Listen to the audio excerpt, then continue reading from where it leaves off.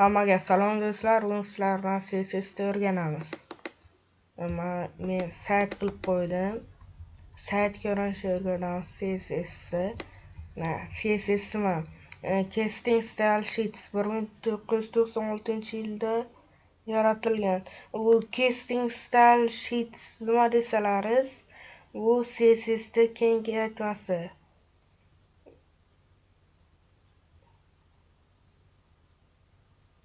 Mana bu yerda CSS 1996-yilda yaratilgan.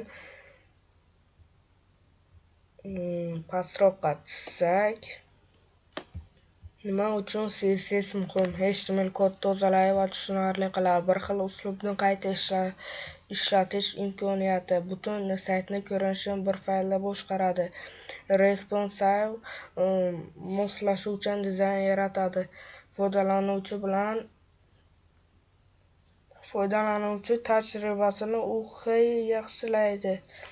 Brauzerlar tomonidan to'liq qo'llab-quvvatlanadi. Mana bu yerda CSS'da kichkina kod bor.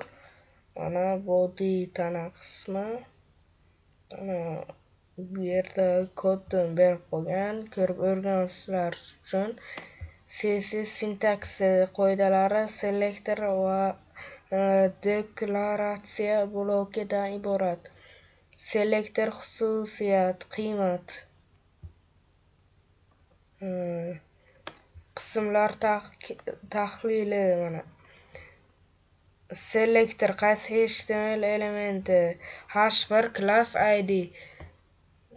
Mana bu yerdan xususiyatlar nima o'zgaradi, mana to'liq ko'rib o'tishlaringiz mumkin.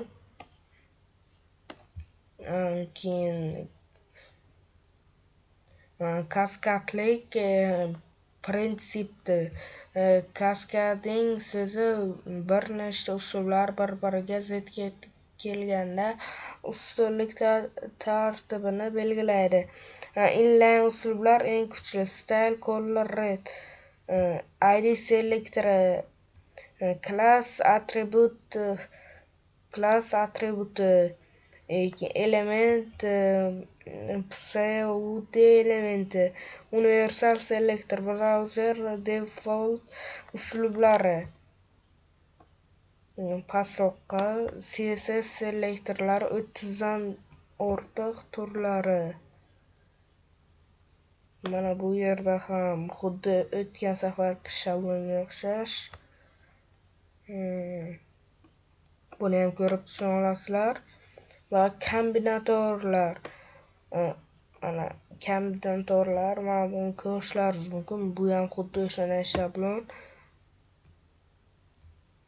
O'li to'g'ridan-to'g'ri bo'lar. Attribut selektorlari. Mana attributga ega element. Attribut teng qiymat, aniq qiymatga teng. Attribut teng qiymat va mana bu qanaqa belgi ekan? Mana shu qiymat bilan boshlanadigan belgi. Attribut mana bu belgi summa belgisi va qiymat bilan tugaydi. Attribut ko'paytirilgan qiymatni o'z ichiga oladi. Bu yerdan klasslar, mana hover nima deyiluvchi, mana bu sichqoncha hover deyiladi. Mana sichqoncha ana shu hover deyiladi. Mana focus element fokuslangan input. First child birinchi bola element. Last child oxirgi bola elementi. Mana bu yerda ham ko'rishlaringiz mumkin.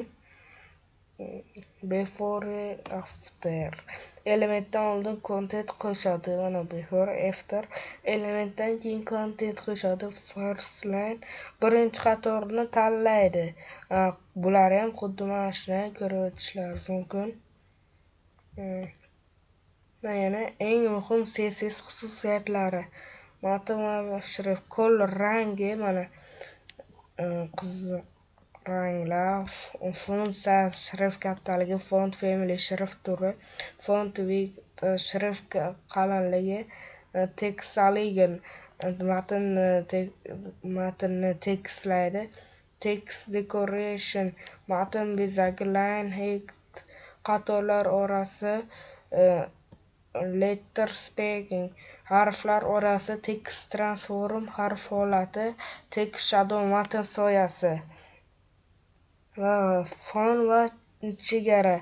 Mana bular background color fon rangi, background image fon rasmi, background size fon o'lchami, background position fon joylashuvi, background repeat takrorlanish, background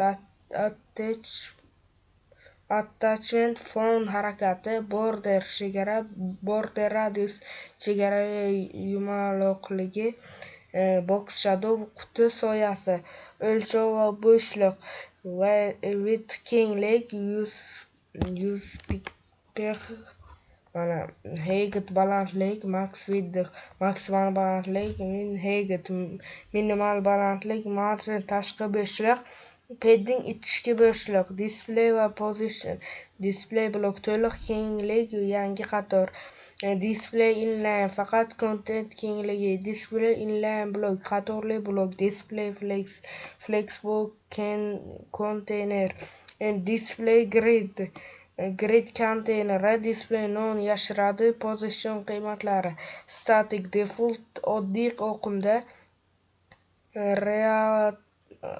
reactive mana bu yerda CSS box modeli har bir HTML element 4 qatlamdan iborat 4 burchaklar, margin tashqi bo'shliq chegaradan tashqari, border chegara, padding ichki bo'shliq, content bu content box model hisoblash. Mana bu yerda ham shablon bor tayyor, flexbox va CSS grid.